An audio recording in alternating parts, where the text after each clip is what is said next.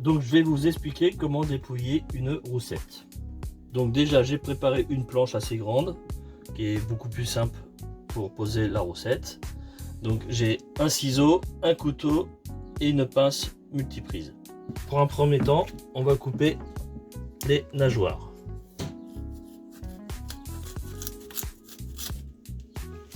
Donc voilà, la première, la deuxième, voilà. Ensuite on la retourne, on coupe celle de derrière. Voilà. Ensuite on prend le couteau, on rejoint en faisant attention, on peut appuyer un petit peu dessus sur la roussette pour ressortir la peau et on fait une entaille, on rejoint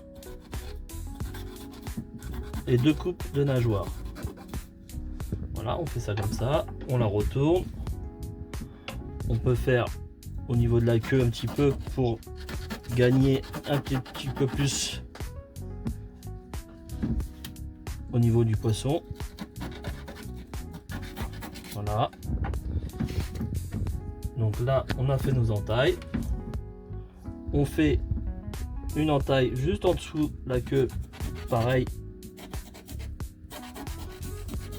pour garder un maximum de chair. Ensuite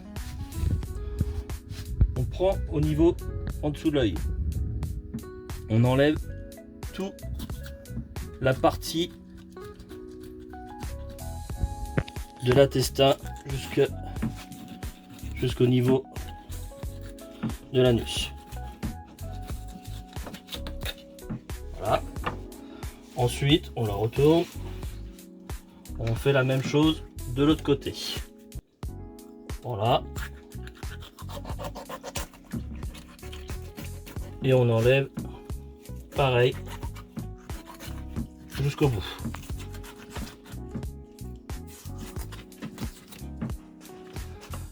À ce moment là, on va faire après au niveau de l'œil pareil une petite entaille pour rejoindre les deux autres entailles. Voilà. Ensuite moi je la mets de ce côté là parce que pour moi c'est plus simple pour la dépouiller. On prend la pince et on reprend après un petit peu la peau ici qu'on a enlevé. On prend et on tire, on tient la tête et on tire comme ça la peau et on dépouille. C'est un petit peu musclé mais ça le fait bien. Là on arrive au niveau de la queue. Et pourquoi les entailles jusqu'au bout de la queue? Ça permet d'enlever un maximum de peau pour avoir un maximum de chair.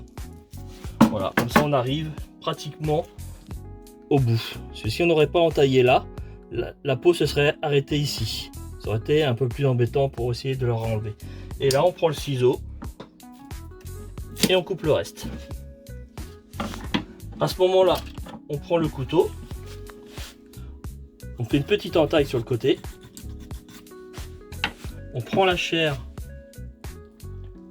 ici et on tire sur la tête et tout vient tout seul. Et voilà. Pour ma part, je prends toujours la pince pour enlever le reste parce que c'est quand même un poisson assez costaud. Donc je nettoie et je passe à l'eau. Vous voyez, pour la planche, c'est quand même idéal de mettre une planche. Donc j'enlève aussi des petits résidus comme ça pour nettoyer un peu. Voilà. Hop, on enlève un petit peu ça. Et voilà, ma saumonette est prête.